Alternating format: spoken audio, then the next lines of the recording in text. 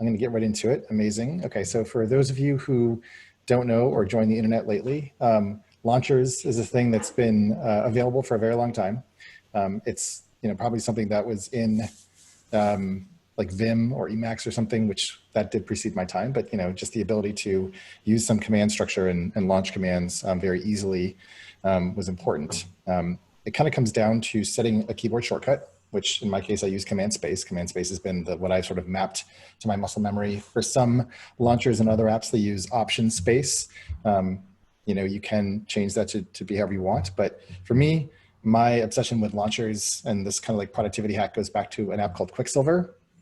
Have you guys ever heard of Quicksilver?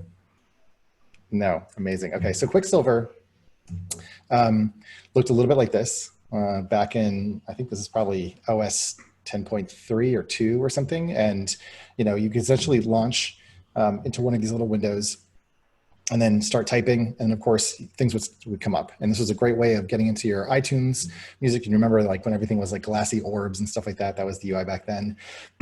The thing that Quicksilver did that I don't think Alfred does, which I think is very interesting, is that it actually offered kind of a tuple relationship between every object. I'm gonna make this a little bit bigger for you guys. Where you could sort of like choose like an input and then tell it what to do to that input and then sort of do a translation or a conversion. So maybe you have like a piece of text that's on your clipboard and you want to make it all uppercase and then you want to copy it to text edit. There was actually a way of sort of daisy chaining a series of commands, which was like super awesome. And Alfred doesn't have that as far as I know, but in the interest of simplicity, I think it's more or less fine. But this is like where I got my start. And I think it's also useful, just a bit of trivia. I started using this app, I found it on the internet, and the developer was this guy that went by this pseudonym Alcor, A-L-C-O-R. And it was like super sketchy and sort of like, the Bitcoin guy, Natoshi. He was kind of like the Natoshi of launchers. And I ended up going to this event called Super Happy Dev House in 2005, Oh my God. 2006. This is like preceded a bunch of like amazing things happening. And anyways, I went there and it turned out he was there. And it was like the weirdest like kind of reveal. He was just this like super understated, chill dude. And, he was just like, he was a UI designer, which was very rare back then. He was also like an engineer. And he was just hacking on this stuff. And Quicksilver used to crash all the time. It was sort of like Twitter in the early days, but it was really amazing. And anyways, eventually Google acquired like him. And so he became the designer of Google Search. So Google Search actually got its start in launchers. So I thought that was very interesting. There were also a number of different UI treatments that Quicksilver offered. So there was sort of like this conventional little like drop-down thing here. Then there was like the two-sided windowing thing that was one of the early examples of translucent UI. And then you had like the little silver ones down below, where instead of going sort of like a side to like a left to right experience, it was more vertical. I used that app for a long time. And then it just, of course, once Google acqui-hired him, stopped getting developed. And so I switched over to another product called LaunchBar, which is also still out there. It's in version 6. Have you guys heard of LaunchBar, maybe? No. Okay. Well, this is another one. It's another idea. You can try it out. I don't use it anymore. It was nice, but I feel like it was like the 2014 era of desktop software. Now, of course, we live in a world where there are launchers everywhere. And of course, this is just a very quick example. In this case, oh, hello. You can get to this with Command K in Slack. I also learned that you can add a modifier key, Shift, to do Command Shift K, and that'll bring up your direct messages. So that's another way of kind of moving quickly through these interfaces. And I would say that there's this interesting balance where as software has become more complex and as there's more interfaces to get through, being able to stay on the keyboard and navigate that space is in many ways what's powering this move. And you see this in particular in an interface like Superhuman, where of course you can tap around and there's buttons and UI for everything, but the whole goal of Superhuman is to keep you on the keyboard so that your fingers don't move, or they move, but you don't actually have to go to a mouse. And so if you use Superhuman, you can start to see how that is causing a proliferation of launchers and lots of other apps from VimCal and so on and so forth. I started a collection of Product Hunt to kind of document this trend. And that kind of leads us into Alfred. Alfred has been around for quite some time. And I think I probably started using it around Alfred 2. It was cool. It was fast. There was like a great little developer community around it. And it's just kind of continued development since then. In this case, obviously, this is like, I don't know, I'm not a big fan of the overall Alfred interface, but it's somewhat straightforward once you get used to it. Yes. Would you mind expanding the window to your whole screen? I may, yes. How's that? Better, thank you. Okay, sure. There'll be a reason why I'll be windowed, but for now, that's totally fine. In any case, you can see sort of, here's where you set your Alfred hotkey. And this is like the most important thing of this interface to get started. So you want to make sure that it's memorable, you adopt it. You know, I've been trying to get my partner to use Alfred because actually I should say that Spotlight is of course the interface that's built into the Mac, and I think it might take over Command Space by default. And so you actually have to unset the keyboard shortcut in your keyboard settings in Mac OS. Oh, what's going on up here? I see. Oh, chat. There's two things in chat. I see. Oh, thank you very much. Great. Okay, awesome. Perfect. Oh, do you see the chat now that it's in my window? Nope. Okay, so I don't see Zoom UI. Yeah, that's one of the weird things about Zoom. Okay. Anyways, so you do have to unset your other keyboard shortcut in order to override it with Alfred. Makes sense, very simple, but it's important. And if you do want to kind of hack your own behavior, if you're already used to launching Spotlight, this is a good way to interrupt your behavior and replace it with something else. Okay. Question, Chris. Yes. Sorry, I'm not sure if you can see me. But have you given up using Spotlight completely when you started using Alfred? Yes. Now, there are two ways to understand Spotlight. One is that it is a backend or sort of desktop indexer, and that is actually used by Alfred. It is also used by Siri. So if you want to continue to be able to search across your desktop, you may still need to keep Spotlight indexing on, which sometimes can slow your computer down and it creates this gigantic index, but it is used to power a lot of other services. But it is possible to both disable Spotlight altogether, as well as to disable the Spotlight indexing. So it really depends on what your needs are. But yeah, I don't use Spotlight at all anymore. Okay, thanks.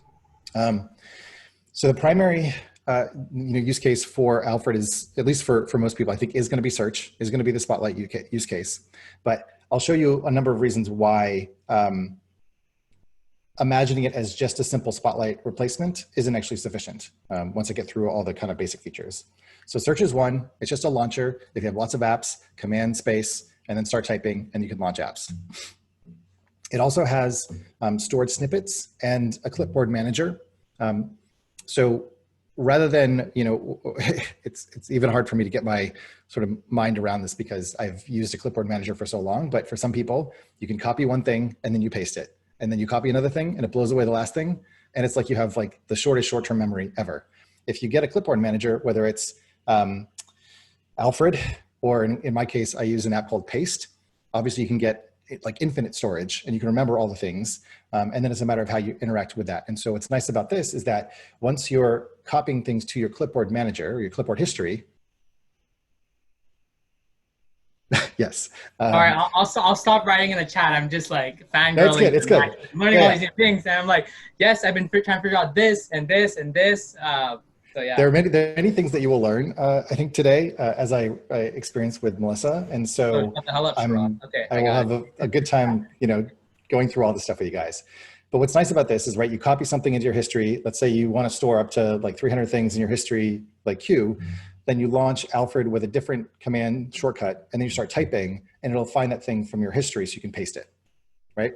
So I do this sometimes where I just copy a bunch of things from like a web page or from an email, and then I go into another thing where I'm composing and I just paste as I need those things. So it's sort of like putting it in a buffer. So the clipboard manager can be life-changing for people who have never had one before.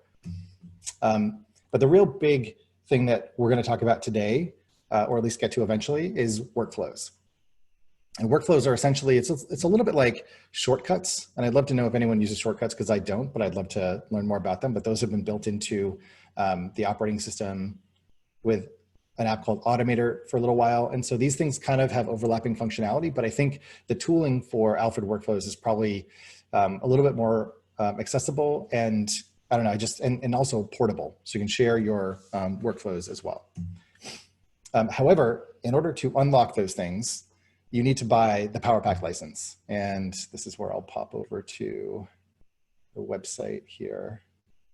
Okay, now that I'm not windowed anymore. Okay, let's window this. Okay, here's this, and then here's this website. Here is, I'll just like toss the URL in here. This is where you can buy the Power Pack. So it's not super cheap, but in terms of your overall value that you get, it's well worth it. And some of the things that you'll get include improving the search experience, clipboard history, as I mentioned. Snippets and auto expansion is huge. And there are other apps that'll do that, specifically Text Expander, but you want to kind of, I mean, it's up to you how much money you have around, but like if you want to buy one piece of software, Alfred will do a bunch of these things. There is like an iTunes player. I don't really use it, but the Spotify workflow is actually really, really good. So I'll show you that. Of course, this unlocks workflows, which I think Alfred is somewhat crippled without it. It allows you to search your contacts. So if you have people in your address book, you can get to them very quickly, which can be useful. And I think Melissa uses the messages integration for that. Is that right? Yeah. You can also run terminal and shell commands. You can theme it. I'll show you this in a second. It integrates with 1Password, which is great. So you can basically open a 1Password shortcut and then it fills in the username password stuff. And also very critically, you can sync and back up your settings, including to Dropbox. So for example, when you either use multiple computers or if you just want to upgrade your computer, if you're backing up to Dropbox, now you have a very simple way of making sure that your settings are synced up. And of course, this is all available at alfredapp.com. By the way, I have no affiliation with Alfred. I'm just a user. I have talked to their makers a lot and they seem to like me. And so I asked for a discount for ODF, but they said no, they can't offer discounts. So I tried. Anyways, before I get going, I will show you the basic. So this is, hopefully you guys can see this. This is Alfred, where'd it go? Oh shit. Now, okay, hold on a second. There we go. The dangers of live stuff. Okay, anyways, this is Alfred right here. Let me move this out of the way. Get this out of the way. There we go. This is Alfred. So if I were to say, Google, so these are my apps, right? These are my apps. Let's see, God, that's funny. Anyways, so by default, you have 3 built-in searches. You can do a search just like this, straightforward. And this is how it looks by default. I've started customizing my UI, and in the event invitation, you can go and get my themes. I've decided to make some that I think are kind of neat. Specifically, I made some that mimic Superhuman. So this looks like this now. So it's a little bit like darker and cooler. Like this is snow, so a little more space. And then recently I made one for hay, which for people who have large screens, it actually like works really, really well. It's like enormous, but for some reason, like I find it very like chunky, and I don't even use hay, but I got my free email account so I could just copy their CSS colors. Anyways, so now that we have a good looking theme, all right, so now we've like dressed up Alfred. He's ready to go out on the town. I just want to like talk about some mental models for how I approach using Alfred, and then I'll go into some more specific details. So for me, Alfred is a way of kind of like hacking productivity out of my Mac. I am not a developer. I really can't code. I can copy and paste code, and I can like look at gists. I can probably like make my system totally insecure, but for the most part, you don't want me coding things. However, I have found that there are features within Alfred that make it possible for me to have superpowers. And so what I try to do is become sort of like an observer of my own behavior and the things that I do often and that slow me down because I have to do them manually. So if Alfred can step in and automate some of those things or get me closer to the outcome that I would have otherwise arrived at by pressing lots of buttons and typing different things and kind of, having to navigate lots of different interfaces, then it can turn out to be very efficient. And so let me go back to windowed mode here. Oops. Oh shit, I gotta do play slideshow in window. Okay. So one thing that I do is I essentially exploit a feature called web search. So this is the thing where I showed this to Melissa and her mind was blown. I don't know if you guys have like lots of web searches, but I have many. I use a technique So I'll kind of show you how this works. I use a technique that's roughly based on the concept of like URL hacking. So in lots of cases now, we move to the world where web resources are behind sort of structured URLs. And so you can kind of guess at what the functionality might be. So for example, if I want to search for a podcast, right? I listen to a podcast. I listen to a lot of podcasts. I'll show you how many podcasts I listen to. And there's a reason why I'm showing you this, trust me.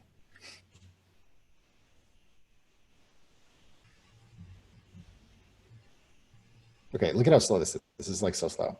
But anyways, so where's my listened list? Okay, so I've listened to 2,200 podcasts.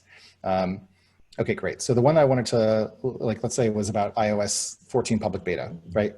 Now, I recently heard someone, talking about this, and I wanted to share this podcast that I remembered, and it's like really important for me. Well, the way that I would solve this is by typing my keyword break. And what I've done is I basically set 2 searches to allow me to search breaker over the entire corpus for all of breaker, or specifically episodes. So using the keyboard, I can go down to search breaker episodes. I hit enter, and then I type iOS 14 public beta, because those are the keywords I remember. Now when I hit enter, it instantly opens up on Breaker's website, like to the search results that are scoped to episodes, right? Now, if I wanted to find like the Vergecast, I could just search break and then search Breaker for Vergecast. And now that's going to find the podcast itself here, right? So you can see that these are 2 different search results. So I'm quickly getting into a deeper layer of content much faster. And because I noticed that I'd been searching Breaker a lot for podcast episodes, and I kept opening up the page and like waiting for it to load and like kind of trying to get into it, I found that it was so much faster for me to just actually do a search this way. Another example of this would be logos. I oftentimes, oh, Command D, interesting, Shiraz. I haven't tried Command D, but yes, these are probably competitors. So oftentimes I'm trying to put, let's say, sketch files or UIs, right? So I could say sketch, search get app resources, and I could say iOS 14, I'll just say that. And now I'm instantly doing a search. Oh, wait, that's, okay, that didn't really work because there's nothing in iOS 14. Okay, maybe if I do it this way. Okay, so there's like iOS 14 objects that now I can find and I can put in a sketch. Another example would be, let's say I want to find the logo for Goya. So now I've added several different logo searches. So let's say Logopedia for Goya. And now I found Goya Foods here. So you try to like kind of map the intent or the broad category to a different set of searches. And then you go to the website that actually offer these types of resources. And then you build it, you build sort of a custom web search for it. So for example, cocktails, right? If I say bar, well, I can search bar notes for, let's say, mezcal. And my connection is not private, but let's say fuck it and do it anyways. All right, I have to. YOLO. HTTPS. YOLO. We go. Whatever, we got a drink, right? So see, so these are different ways basically of bringing more intelligence into your system where you don't have to think as much. And you can also use like duplicate keywords for the same things. Like for example, if I had cocktails as my keyword, then I could actually search the same thing. So I have lots of them in here. One trick for this, let's see, I think I found one the other day. What do you use for Google and like your main, like, I don't know, the prime, I guess, what are your most common ones? And what do you use for like, what do you think other people would probably use quite frequently, the average person? So Google, Amazon, and Wikipedia are built in by default, you know? In fact, if you go to, I think if you sort these by, okay, so these are all the ones that are enabled by default. So there's Google, so like Lucky would be, you know, let's say mezcal. All right, so that's already built in. Oh, and it looks like they need to update their page because that's weird. It goes to mezcal. What? I don't understand what just happened. Okay, that's broken. I use maps quite a bit. So maps is enabled. You can also disable ones that you don't really use, like this. The one that I was like trying to find, maybe it was Pinterest or something. So there are, let's see, what's a site that you guys use that has search? We'll just try this out. Yelp. Yelp. Perfect. Okay. Let's go to Yelp. Gold I'm going to Scotch. basically, we're going to figure out how this works together. So there are two ways to add a web search to Alfred. One is to simply go in here. Oh my God, it's signing me in. Okay, I didn't ask it to do that. Anyways, click add custom search and you paste like the home page and you press this button here called lookup. And what this does is this looks for open search tags, see, that allows you to automatically fill this in. So you don't even have to hack it. I just like take that. And so what it does is it finds the URL and then it fills this in up here. And the way that you customize or hack it is you include in curly brackets query in the URL, and that'll allow you to do the search. Now I like to customize this and I do some weird shit where, you know, so keyword's gonna be Yelp, and then I'm gonna hit save. Now this is gonna look like shit because if I say Yelp and then I say burgers, it doesn't have a nice icon, like it's kind of crappy. But if I do the search, it should basically work. Oh, nice. If Right? you're running a VPN and your location isn't like the location of where you'd want a burger, Yep. can you customize it so Yelp looks at a certain location, or That's is it going to be looking a up a perfect burger question. in Argentina? So so where are you? Where are you based? Boy, Can you be more specific? Honolulu, Kamiki, Okay, great. 96316. So let's look for Honolulu, okay? So you'll notice something that happened when I did that. You can see find loc change to Honolulu, right? So what I'm gonna do is I'm gonna go in here and I copy that URL and I'm going to duplicate. Can I duplicate? I can't duplicate. I'm just gonna add a custom search and I'm gonna paste that URL in. And where burger is, this is my query. So I'm gonna type curly query and then I'm gonna say search Yelp in Honolulu for, and then that same query, and then I'll say Yelp again, and you can basically have redundancy. And now if I say Yelp burger, I can search Yelp in Honolulu for burger. Does that make sense? Wow. Yeah. And so what I'm going to show you also is like, I'll do logo and I'll use, let's say, Seek logo here for Yelp. Okay, check it out. So we have a bunch of different Yelp logos. So let's take this one. And now I have a ridiculous app called Image to Icon. I'll show you how absurd I am. I'm going to take this and drop it in here because I can't stand things that like don't look good. This is just like my craziness. Okay, so they have a bunch of these templates that you can like use to create cool stuff. And so what I do is I go and I take the rounds shape. I say export to a folder. Come on, you can do it. I hope. Wow, I might have just killed The it. app is called Image to Icon. Correct. Image to icon, yep. Okay, there At we the go. end of this, we're going to be going through everyone's favorite productivity Yeah. tools, right? Yes, exactly. Yes, that is the end result of this. Amazing. Okay, well, if I'm this so doesn't work excited. for me. I don't feel worthy anymore. The whole You were point is to never train you worthy, guys up. Shiraz. Okay, well, fuck this. So that's not working. But in my insane way, what I'll do is I will go in and I will basically like create a custom icon. So I did this for SoundCloud. So you can see like it's like a pretty little icon, and now I can say search SoundCloud, and it looks like that. Oh, that's cool. So you know, like if you're super anal about your experience, not that there's anything wrong with that. That's you know how this how you can basically customize your experience. Okay, so great. So I think I've done a good job on web search. You guys have any other questions about this? Which is the one you use the most? Oh, well, oh, stop it. Go away. Okay, so hold that thought. We'll get back to that. Okay, so as I said, I'm sort of observing myself. I'm doing a bunch of searches. You know, I'm hacking URLs. I'm building like this stuff up. Cool. What ends up happening is, okay, so I already showed you web search hacks, like is you want to keep hacking Alfred until it just stops being like all that useful. Like you're basically like forcing the tool to do things that it's not really meant to do. And that's when you want to switch over to like workflows or snippets or auto expansion, things like that. So one of the things that I commonly find myself doing, let's see, what's a good example of this? Okay. Let's see. well, I'll just maybe start with, yeah, okay, fine. I'll just use TextMate. So I use snippets here, snippets, and I have a bunch of different collections. So with each different set of snippets, you can use different prefixes to then expand like a keyword into something else. Okay, thank you, David. I'll show you Twitter. Twitter's the one that I'm most excited to show you guys because it's kind of insane. Anyways, what I've discovered is that you can use prefixes. Nope, not here.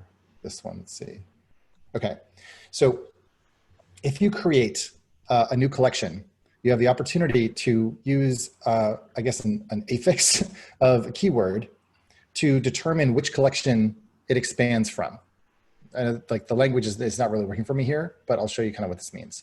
In this case, like I've taken kind of some basic HTML characters, and in this case, this is using the ampersand.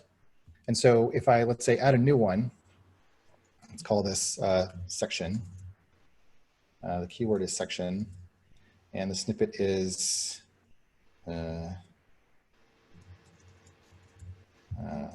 okay, hold on. Let's see, it's got to go here. Nope, that's not what I want. It's this one. Shit. Okay, so to load this panel, it's Control Command Spacebar, and then I want to go into. Actually, I'm just going to search for it. Section. So it's one of my favorite symbols. So we'll just say section, and I'll hit save.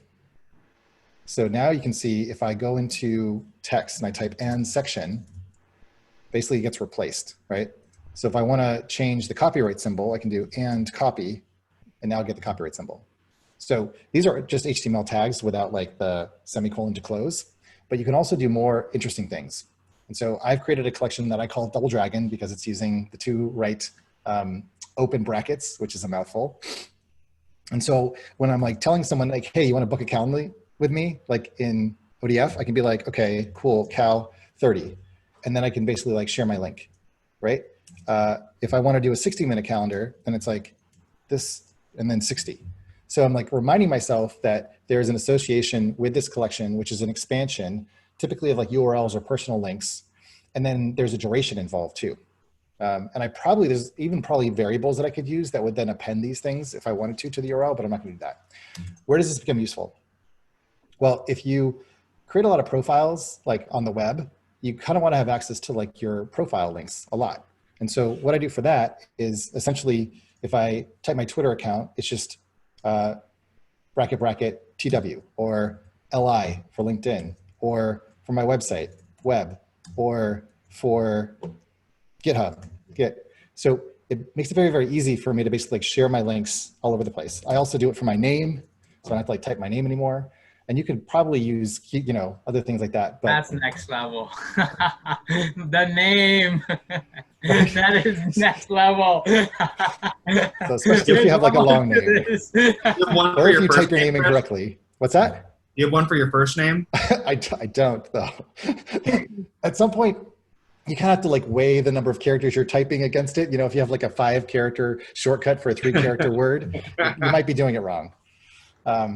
Another one that I do is, let's see, this one, that one's not as good, but you can sort of get the idea where, you know, you can use these prefixes to make it easy. Oh, one of the other ones that I use a lot on Twitter these days is I do superscripts. So I use the little caret, which is Shift-6, and then a number. So like 1 or like, you know, 4. So caret 4. And now I have like, and now I can put those in my tweets, right? Otherwise, those are like super annoying to find in like the command. So anyways, that's one thing that I do. The dot thing is also very handy. So in this case, if you're submitting, let's say, a hunt to Product Hunt, well, it strips out all the new line characters. So it turns out that, let me grab some text. Let's go to where I can get some food. Lorem ipsum. Do I have a thing for Lorem ipsum? I did. Nope, not anymore. Okay, doesn't matter. I'll just grab this. Okay. And let's do text. Okay, Okay, it doesn't matter. Anyways, so what I want to put in a non-breaking invisible space, or actually a breaking invisible space, because Instagram doesn't want me to be able to like express myself the way I want, I just type period, period, and then para for like an invisible paragraph. And this will allow me to like basically like hack Instagram to have all the captions No. that I want. Another mind blown. Oh my God. Wow. So, Sorry, can you explain that? That Yeah. is so annoying. You don't even know. Wow. so there are certain, you know, I'll try to show you like what You what can happens create here. paragraphs in Instagram. Like when you're typing your text, you can press enter, Exactly. but they won't enter it. Correct. So let's see. So I'm just gonna like take some random URL and pretend to hunt it.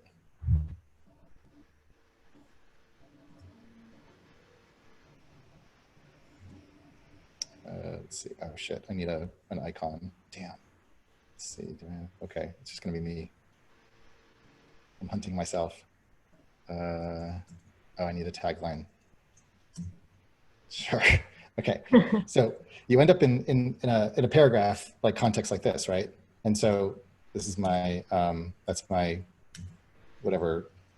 What did I call it? The clipboard manager, right? So I have like all this text in here, but I really want some paragraph breaks. Okay, cool. Well, I'm just gonna like add some paragraph breaks, right? Oh, Product Hunt strips them out. Well, there's an invisible character that you can use, and I access it with period, period, P-A-R-A, and then it adds in a paragraph. Does that make sense? Yeah. What's the invisible character? I don't know, but How do we find it if it's invisible? let's see. So Can we just right here. import all your settings and edit it? It's right there. That's it right there. I'm gonna put it in the chat. It's actually invisible. That's funny. No, Yeah. I just want your settings and just change like everything. Um, Is that possible? Okay, so this question about how do you define the collections? The collections are whatever you want. There's also, you can get collections, which I don't find that useful, but like Mac Symbols is one that I actually got from the Alfred site. There's like ASCII art. So one of the things that I do, so I do these super peer calls and I record them, and I record them with Audio Hijack, but Audio Hijack doesn't add names to them. So what I do is let's say, go back to my here, and I'll take David Lobo. And so in my calendar, I have like David Lobo's name. I'm going to copy that to my clipboard, and then I'm going to type period, period, super to basically show you what it looks like to create a expansion that includes text from the clipboard. Does that make sense? Another one that you can do is like HTML tags. So maybe I want to create a link to my GitHub. Well, I can type period, period, href, or no, I changed that, dot link. Yeah. And so that'll automatically add the HTML around the URL. Does that make sense? So what it's doing, as you can see here, it's taking the clipboard, which is a variable, and it's putting it to lowercase. So it's like a very simple way to do that. And then for SuperPeer, I'm just taking the clipboard and embedding it into this little snippet of text. Okay. Any Wait, other questions? Yes, Chris, can you Yes. re-clarify how you differentiate between your double dragon snippets and your dot snippets? Like, how do you think about those differently? Like, if I'm creating a new one, how do I know it's a double dragon snippet or a dot snippet? That's a great question. So for me, all of my double dragon, like, and again, like I just like made this shit up just because I thought it was funny. For me, everything in double dragon doesn't have any expansion. So it's basically straightforward. I don't need to, with the exception of today, which probably I should move into dot.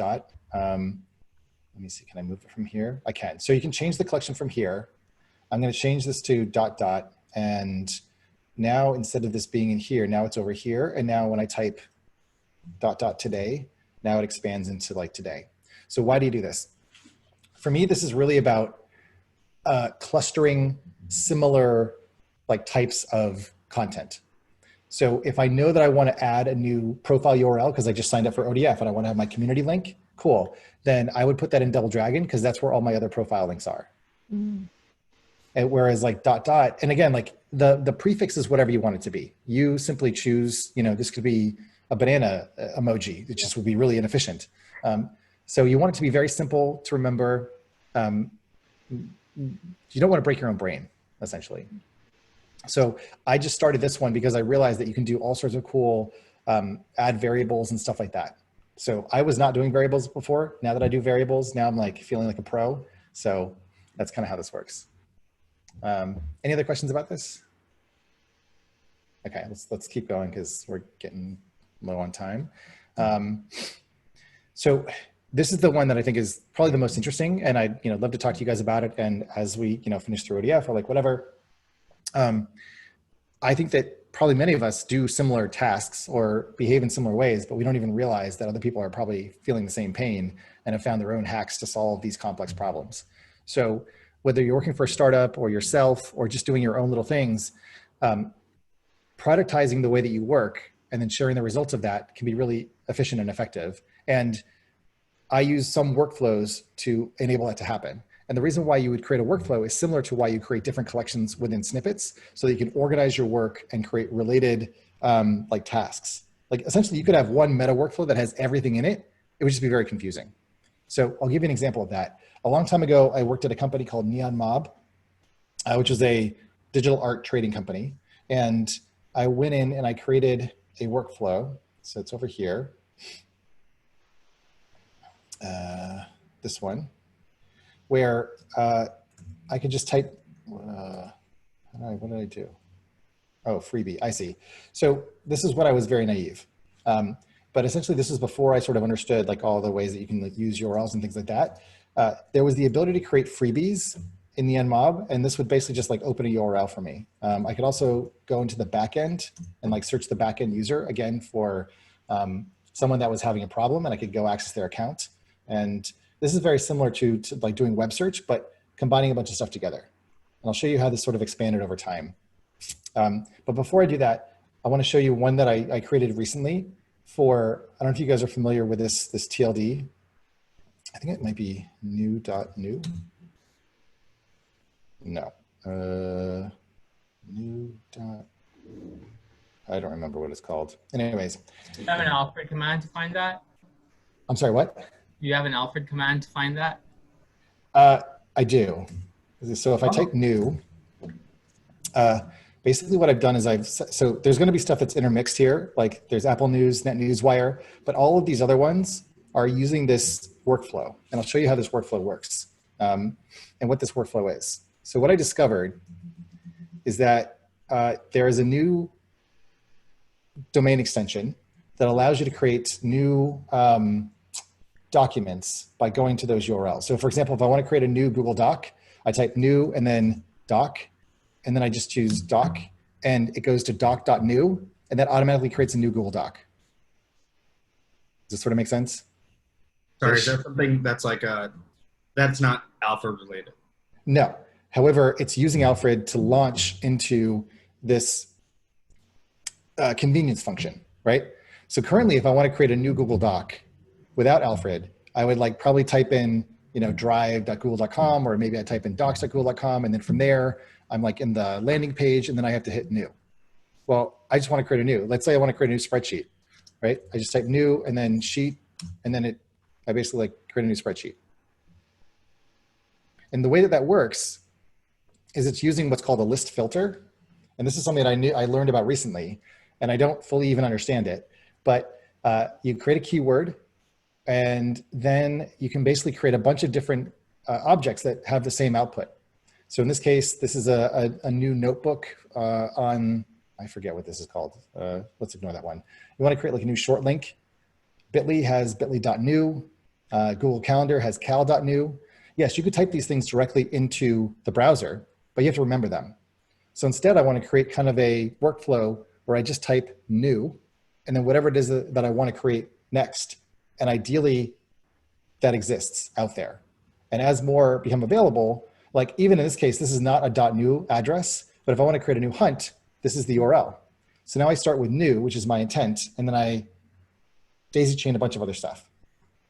So that's one extension that I made. By the way, these extensions are available from my URL in the event list or whatever. It's like my GitHub URL or something. Let me see if I can find it real quick. There we go. Here. Is there a Zoom version? No. However, there is, actually, Melissa knows about this, I believe. There is a, wow, that is a terrible keyword. Oh, maybe ZM. Yes. There we go. Okay. So there's a workflow for Zoom. And you can start or join a meeting. And I don't know what happens if I hit enter. What's it going to do? I don't know what it does. CM and then, oh, I see. So I don't know what that, I don't know what happened if I did that. But yes, it does exist. Maybe it names the meeting for you. Hey, Melissa, do you know? Yeah, no, there's a really cool Zoom extension where you can type in ZM. So back to what Chris was saying about automating away a lot of your repetitive actions. There's a Zoom workflow where you type in ZM, press enter, and you actually open up your own Zoom meeting, and the link to your Zoom meeting is automatically pasted to your clipboard, so you don't have to go to invite people, and you can just directly send the link out. So I think that is this one, and maybe I don't have it set up correctly. Yeah, let me check. The automatic paste to your clipboard is from the Zoom side, right? No, it's from so check this out. Alfred. Yeah. So this is the workflow, and you can see that there are a bunch of different what are called triggers or inputs. If I right click in this space, I can add custom stuff. And so this is using a command, which is copy to clipboard, and that's just the query. So whatever the URL for that Zoom is. So maybe I have to get a Zoom link, and then I type ZM and then the Zoom link, and that'll actually like pass it through. Yeah, exactly. Right. And then this, what is this saying? Oh, and then this is a notification. So you can have an output, which is a notification. That sort of makes sense. It's a little complex, but the point is that most workflows will start with some input or some trigger rather. That trigger could be something happens, or more than likely you hit command space, right, to launch Alfred, and then you type a keyword, and then you type something else, and then it creates a, and then you can daisy chain a bunch of commands together. So another one would be like currency or convert. So convert a quantity. So maybe I say maybe I have to say pounds. I forget how this one works. Oh, it's exchange rates. Okay, maybe I say dollars. Maybe I have to put in, no, okay. This one, this is a good example of a terrible workflow. USD. Okay, yeah, but it said it starts, okay, let's start with 450. No, okay, great. Do I see it backwards? Yeah, you're right. This one is a weird workflow. Okay, fuck this one. So a better one is the one that I've created for Twitter. Now, this is very specific to me and my idiosyncrasies with using Twitter. But for example, if I wanted to find a tweet that I posted about summer being canceled, here's how I would do it. I launch Alfred, I type Twitter. Now, I've created all of these different types of searches. And so I can search my tweets. Let's see, search my tweets for summer. And what Twitter allows you to do is to scope your searches. And so this is like the tweet that I was looking for. Right, if I want to find my tweets about people trying to get my Instagram handle, I might type Twitter and then search Twitter for hashtag IGChris.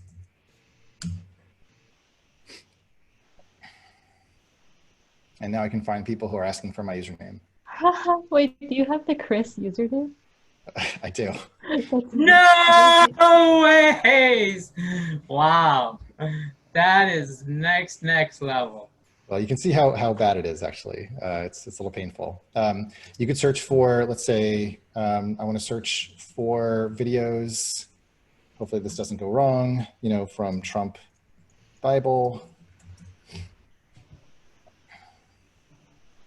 So again, this is just kind of like a way, I don't really want to watch this. It's triggering for me too. Can I ask? Yes. For, I guess, two things. So let's say, and then maybe I'm just unaware of this, but I bookmark a lot of things on Twitter, which I never look at, but theoretically would love to look at in an easy way in some other, maybe in another tool. Yep. Is it possible to do a workflow from what happens on a page, or when I click something on a page, I don't know, would save that thing and put it somewhere else? So what you could build, and I don't have a good answer for this, but the way that I would approach it would be, if I get a URL for something, I'll take a URL for this tweet, right? You can use that URL as an input to a workflow. So one of the ones that I have is embed, because sometimes I want to embed a tweet in my keynote presentations. And the way that I figured out how to do that is to go to this URL. So I'm going to type enter and then paste the URL.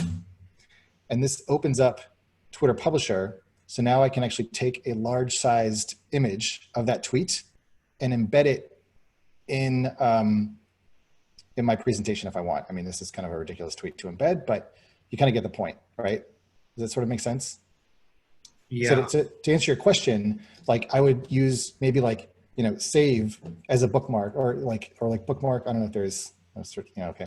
Like you could create a workflow where the input is save and then you hit space and then you type in the URL, or you could use a keyboard shortcut, for example, that takes the clipboard, and in the clipboard is your URL. And then that pipes it into some command that saves it, maybe sends it to a headless Safari browser that creates a screenshot of it and then saves it to your desktop. All of that is possible. It's just a matter of like sequencing these things together. You could use like think of like Alfred as kind of like a desktop version of Zapier. Yeah, that's exactly what I'm thinking about it. Yeah. So like, for example, I'm trying to just kind of understand the workflow. So it sounds like this is like probably one of the more unique parts, right? Like can you, like when you make a new Zoom, like you create a new Zoom, one of the annoying things is like searching for the Zoom URL to copy it and like send it to somebody. Right. Is it possible to like get that thing that you've created and put it on your clipboard? Yeah, so let me see if I copy the Zoom link for this call, which is like a super long, crazy URL, but I'll try it anyways. Sorry about that. But no, that's fine. It's not your problem. Let's see if I do ZM and then I hit space and then I do that. This may break everything. I don't know. We'll see. Okay. That didn't seem to work. Maybe it's because I'm already in Zoom. But you could imagine that you could essentially have a workflow that does a bunch of automations or runs Apple scripts when you type Zoom and then like the link to open it, right? Does it sort of make sense? And I now use Fantastical as my calendar, and it actually like has a bunch of join video links built in, so it's not really a problem for me. But I can imagine that would be one way to solve that problem. To show you something else, to show you how powerful this can be, there's this workflow called Spotificious, and it sort of gives you like, this is like a fairly complex one, but if I wanted to play like Papa Roach, for example, for some reason, I could go in here, search for albums. I could say like Papa Roach. And so this is actually hitting the Spotify API using Python. It's pulling down like a JSON list of results, and then it's pulling down albums. You can even get individual songs. And then if I choose this, now it's actually pulling down either the album here or the list of individual songs. And I can just like hit this track and it'll start playing this. Are you sharing your computer sound? Sorry, you probably couldn't hear that, but that was, anyways. Wow. Okay. Awesome. So it's just an example of how powerful this stuff can be. And I just want to show you a couple last things in navigating these things. And then I know I'm like running out of time, but if you go into, okay, I'll share the link and then you guys can see how this is done.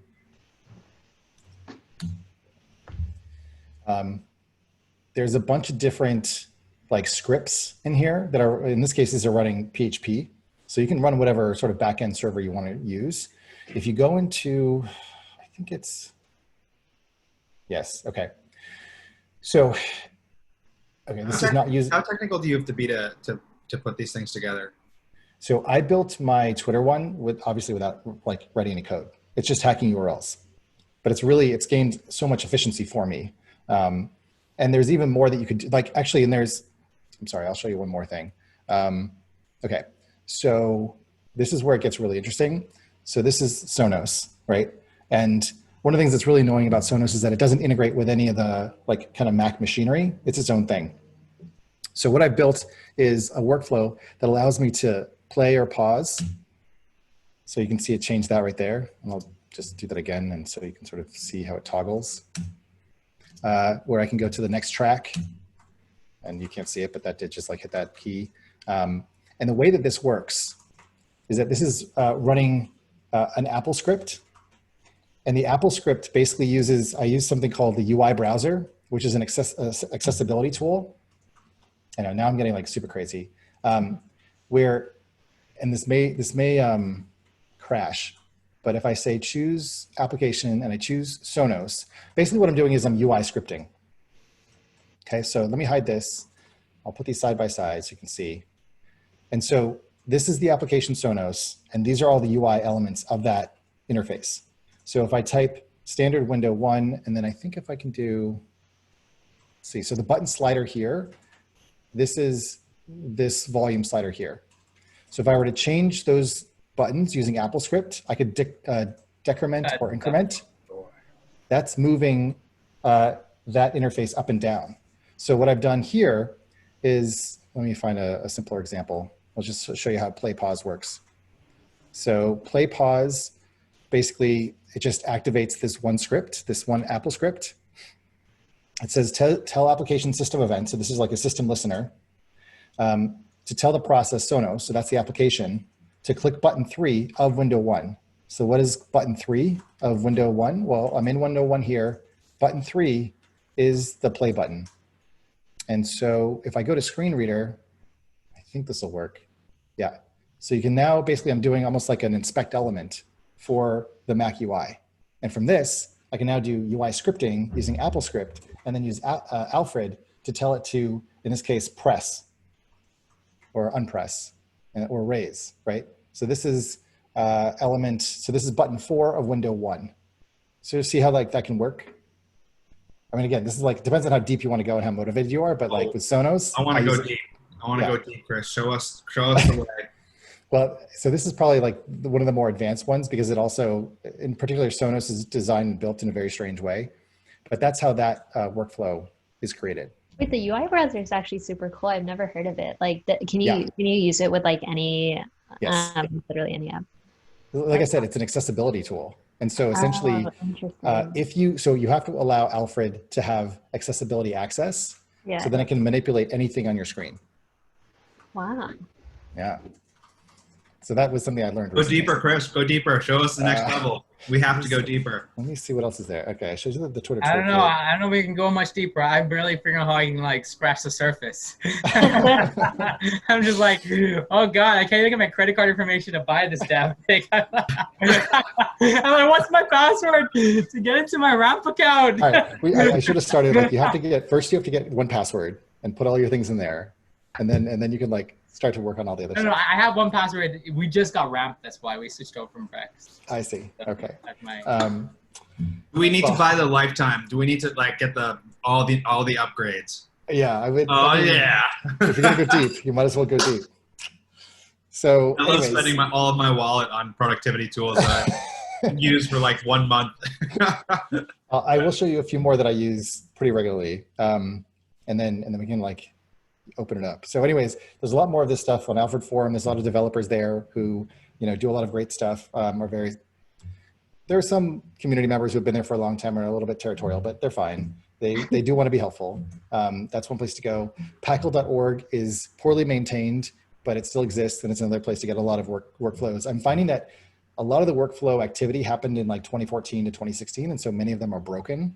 So you might have to do a little work to fix them, and then you can update them. And then, we could basically like open it up now.